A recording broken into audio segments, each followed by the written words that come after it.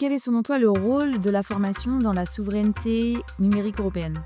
C'est essentiel en fait la formation à la souveraineté économique européenne et c'est une des priorités de l'Europe, à la fois développer les activités économiques autour de l'IA, la visibilité de l'Europe dans la compétition internationale qui existe autour de l'IA où il y a des acteurs gigantesques que sont les États-Unis et la Chine notamment, donc d'être présent à ce moment-là et de développer la formation parce que à la fois il y a la question de sensibiliser les citoyens et c'est ce qu'on fait dans ce cours et c'est vraiment une réussite et ça c'est très bien, et le fait qu'on doit former à haut niveau des étudiants pour rester en Europe finalement, pour soit développer des entreprises, soit participer à des entreprises qui vont être européennes, qui vont développer des modèles qui vont être ici, rester ici, qu'on va pouvoir réutiliser, décliner directement sur le territoire européen.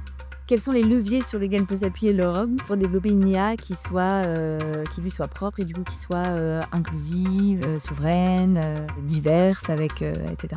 Donc il y a toute la question des données, évidemment. Où est-ce qu'on va, quelles données on va sélectionner pour entraîner les modèles, quelles sont les questions de propriété intellectuelle qu'il peut y avoir autour de ces données-là, est-ce qu'on peut les utiliser pour de l'entraînement effectivement ou pas, etc. Et donc là, il y a plein d'initiatives autour des données ouvertes, de la science ouverte. Et l'Europe développe beaucoup la science ouverte. Quand aujourd'hui on fait un projet de recherche européen, les résultats doivent être en science ouverte. Voilà. Et donc on a des données de science ouverte qu'on peut réutiliser.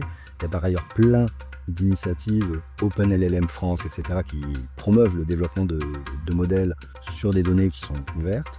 Donc ça c'est important. Il y a des initiatives européennes. Il y a une initiative qui date d'il y a 2 semaines, je pense, qui s'appelle EuroLLM, qui a permis de développer, donc avec un financement européen, un grand modèle de langue entraîné de manière responsable, on va dire ça comme ça, sur l'ensemble des langues officielles de l'Europe. Et donc aujourd'hui, ce modèle-là, il est disponible, il y a des modèles suivants plus performants qui vont sortir, mais le premier modèle est déjà disponible, on peut l'utiliser, et qui permet d'utiliser aujourd'hui toutes les langues officielles européennes, donc le français, le catalan, l'allemand, etc. Et ça, c'est déjà une super bonne nouvelle.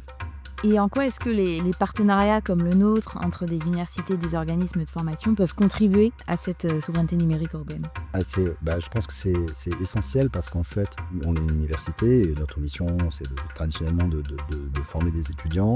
Et on a des problématiques qui sont les problématiques de plein d'universités, d'avoir de la place, suffisamment de place pour enseigner, d'avoir des enseignants qui sont disponibles, qui ont du temps disponible pour enseigner.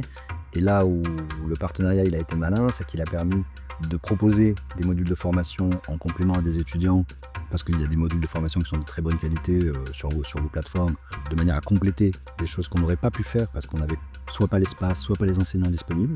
Et donc ça c'est important parce qu'on peut répondre à la demande qui est croissante de formation en travaillant ensemble finalement. Et ce qui est important c'est qu'on est, on est tous en France et en Europe et du coup on contribue ensemble à répondre à ce besoin de formation là qui est grandissant en formation initiale avec tous les jeunes et aussi en formation continue puisque les métiers changent un peu, ils se transforment, je ne suis pas partisan de dire qu'ils sont en train de disparaître, ils sont en train de se transformer et il faut accompagner ce changement en développant les compétences.